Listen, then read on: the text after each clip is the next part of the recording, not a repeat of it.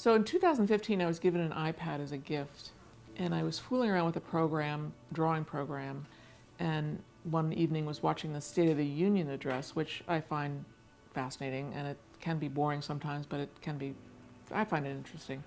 And I started drawing what I was seeing, the people attending the State of the Union, and the speakers, the president, and everybody around him. And I started with this program. You could tweet it out immediately. So you do the drawing, you tweet it out. And these are quick drawings. These are like bold line, quick drawings. And I tweeted it out with a little commentary on the tweet, and it began to notice that it was of interest to people, that it was different. Nobody was doing anything quite like that on Twitter. There were drawings being shared on Twitter, but not these bold, colorful drawings about something that we were all looking at the same time. So it's a shared experience with the Twitterverse, with my followers. So I just kept doing it. I did it for political events. I've done it for awards shows. It was instinctive. I was thinking, what are we all watching? And many of us are watching. It's a way to just have a conversation with other people. I don't know, for me it's a matter of communication. It's not like I'm making a commentary, although sometimes in the tweet I will make my opinion known about whatever it is I'm looking at. But generally speaking, I let the drawings speak for themselves, and it's a way for people to share in the experience. And some people write me on Twitter and they say, I don't like to watch the Oscars on television. It bores me, but I love watching it through your eyes. I love watching the coverage of what's happening through your pen, and that's lovely to hear. That's great to hear. The first big event that I actually attended in person, I believe, was the Oscars in 2016. A friend of mine said, you should be there. I said, well, yeah, but I don't know how to do that. I don't know how to get there. She helped me figure that out, and I got in touch with the publicist for the Academy, and he loved the idea. So I pitched it to the New Yorker magazine and said I'd like to go to Los Angeles and live draw this, and I explained to them what it was I was doing. And they said yes, so they helped me get the credentials, and they helped pay for my trip out there. So generally speaking, people don't know what I'm doing because I'm holding an iPad. People don't associate drawing with an iPad that much. If I had a sketch pad, they would maybe look over my shoulder, but most of the time they ignore me, and I can stand in the corner and draw and not be noticed. When the actual events start happening, like on the red carpet, all the media has to dress in formal wear, so I'm wearing a black dress, and I blend in pretty much and can stand off to the side and just draw what I see. Sometimes people notice, they'll say, what are you doing? And then they'll look over my shoulder and they find it kind of interesting to watch me draw. It's a huge production, as I'm sure you can imagine. It's a bigger production than I ever thought in terms of the number of people involved in making it happen. So you can't just go into certain areas without having a media guide with you. So that was interesting, and I got to go behind the scenes to see the kitchen and the amazing food that they're making, and 100 chefs working on the ball dinner, the ball event. Part of the aspect of my style is that it's immediate and it's an impression. It's not like I can render that person well, but it's that I have an impression. This is what I'm seeing, and you're getting what I'm seeing. You have to sort of act quickly, make a lot of mistakes. So that's the great thing about an iPad is you make a mark and it's not quite right. You just hit a button and it goes away. You make another mark and you keep making a mark until it's just the way you want it. And then splash some color on there, just enough to get the tone of her dress or her skin color or whatever. I sometimes do these drawings in a matter of 3 minutes, sometimes 10 minutes, depending on what's going on. The Tonys are fun because I'm a New Yorker and I love New York.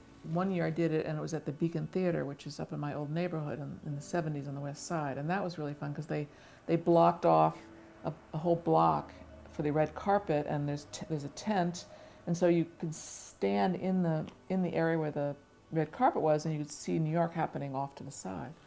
One year it was at Radio City, so I drew the Radio City Music Hall with the police standing around guarding it, and I love setting my drawings in the location where they are, if I can. The Grammys, I went 2 years. I went to the Grammys with CBS as a drawer for their social media team. I think 1 year it was in New York and 1 year it was in LA.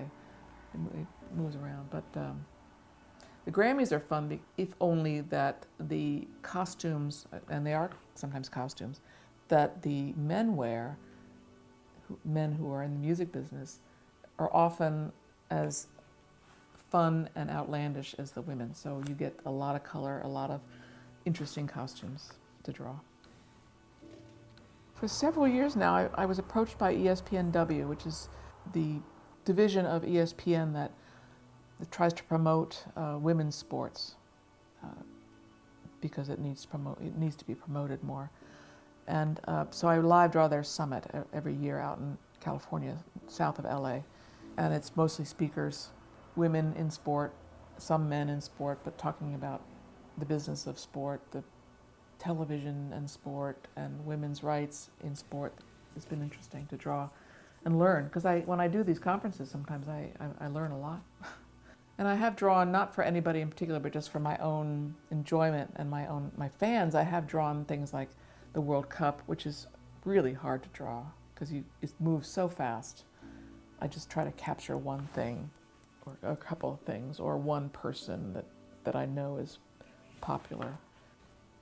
In 2016, I was already doing the live drawing thing of the Oscars and doing some of the debates on television, and I really wanted to get to the Democratic National Convention and the Republican one too, but I could not figure out how to get there. So I had met Norah O'Donnell, who is a CBS anchor.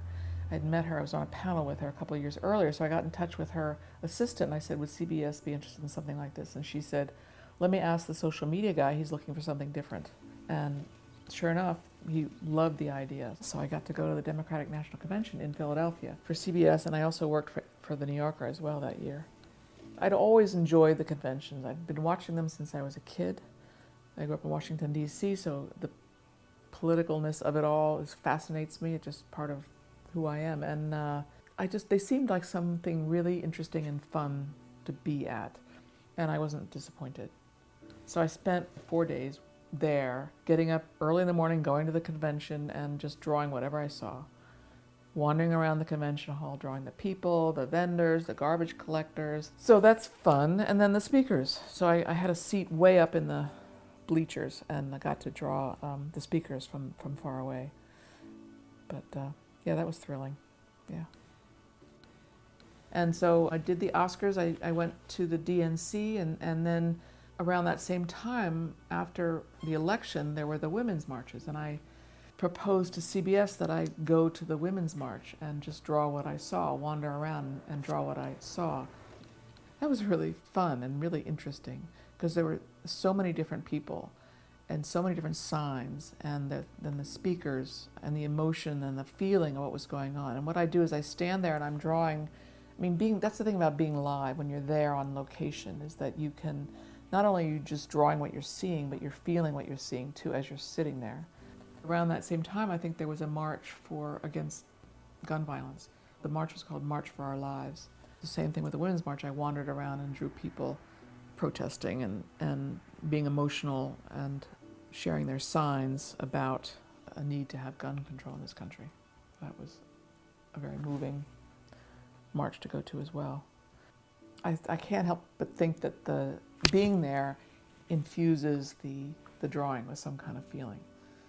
I'm reminded that I also did the eclipse, which was around that time. I didn't go. CBS tried to get me to one of the zones where you could see the full eclipse, but because it was such a popular thing to do, they were not able to get me a room or access. So I drew the eclipse from New York City, and that was fine. I mean, it was another way to look at the eclipse, watching people and drawing people looking up to the sky with these funny things on their faces, and the mood of what was going on.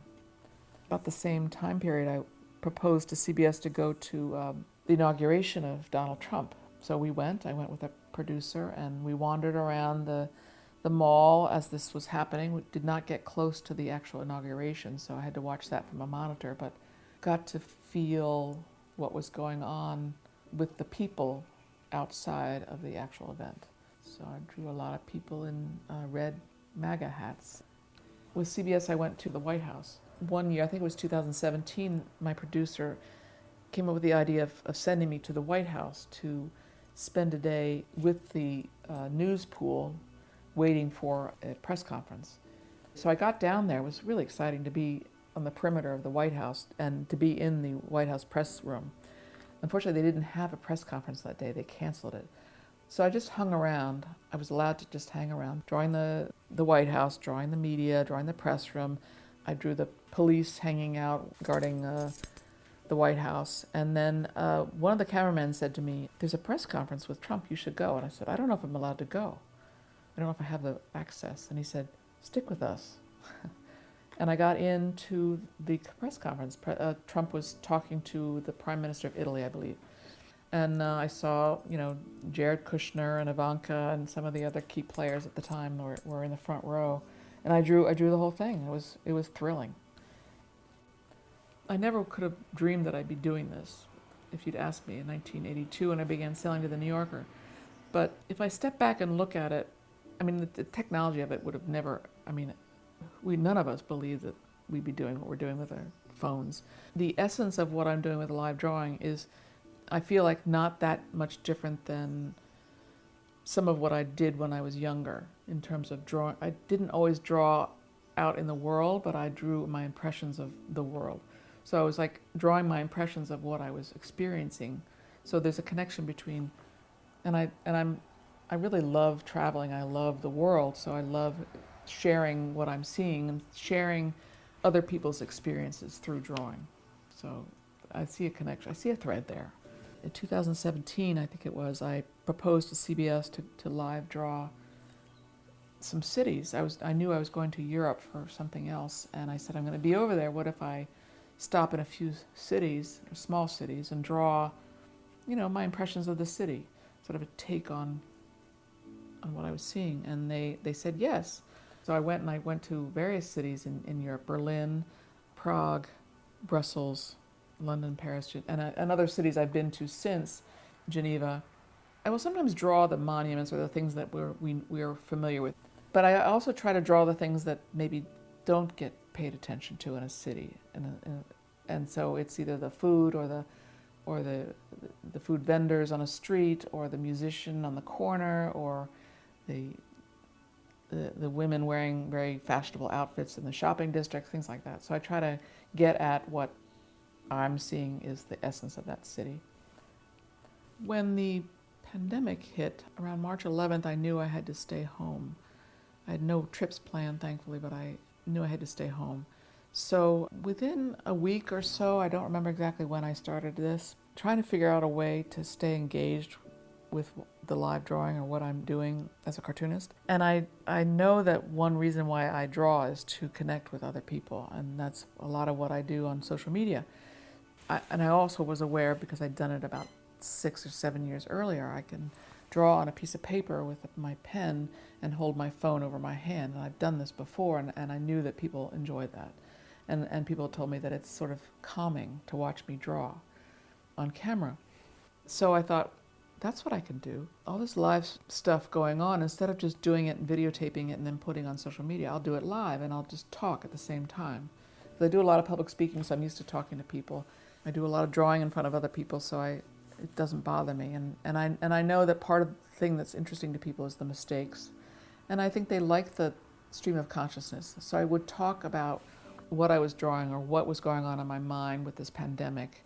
And I know that people that are listening are experiencing the same sort of feeling. So it's, again, another level of sharing what's going on. And since I've been told by certain people that it's calming, I thought, well, this is a really tough time for a lot of people. It's really edgy. It's really uncomfortable. It's really frightening. So maybe 15 minutes of calm will be helpful.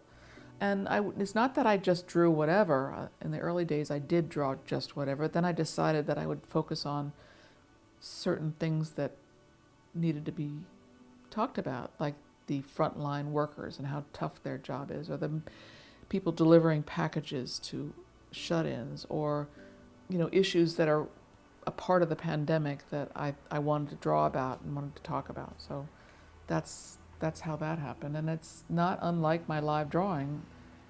It's a version of the live drawing that I innovated on my iPad. It's just I'm in my studio using paper and a Rockwell pen instead of an iPad.